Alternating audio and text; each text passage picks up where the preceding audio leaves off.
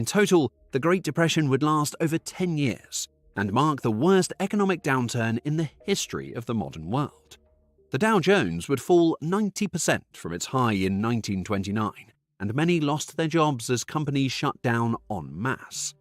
9 million savings accounts were wiped out, over 9,000 US banks had failed, industry halted, and unemployment in the US reached 24.9%, its highest point in history. To make matters worse, there was a period of severe dust storms in the middle of the US that caused drought, high winds, and hurt many farms in what became known as the Dust Bowl, the worst man-made ecological disaster in American history.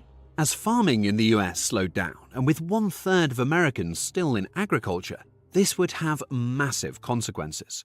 Homelessness and breadlines became a common sight. In America, there would be 34 million people without any income. Shantytowns began appearing across the country and got the nickname Hoovervilles after the now disgraced president. Could it get any worse?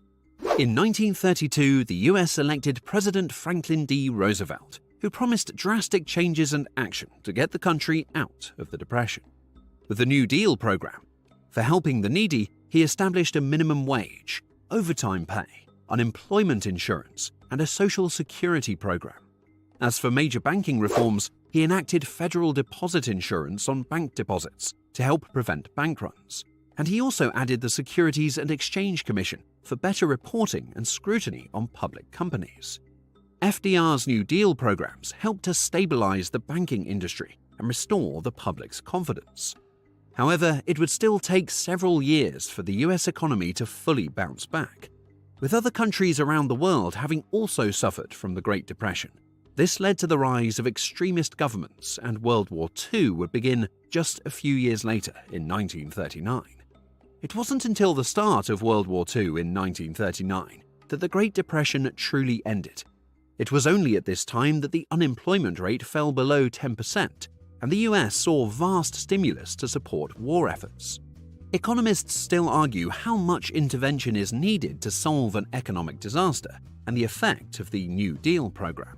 Many of the lessons learned from the Great Depression are still used in the modern day, including the need for a small, stable amount of inflation to boost consumer spending and business investment, an increased role in government spending, and the assistance from the government to boost the economy when a recession occurs.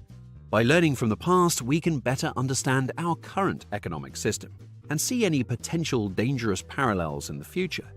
In the end, it was greed that drove people to believe that there was no price too high for a stock and made many banks take on bad loans. And just like all bubbles, an overinflated market always sees the same ending of a painful crash. If you enjoyed this video, be sure to hit the like button and subscribe to our channel for more economic videos just like this.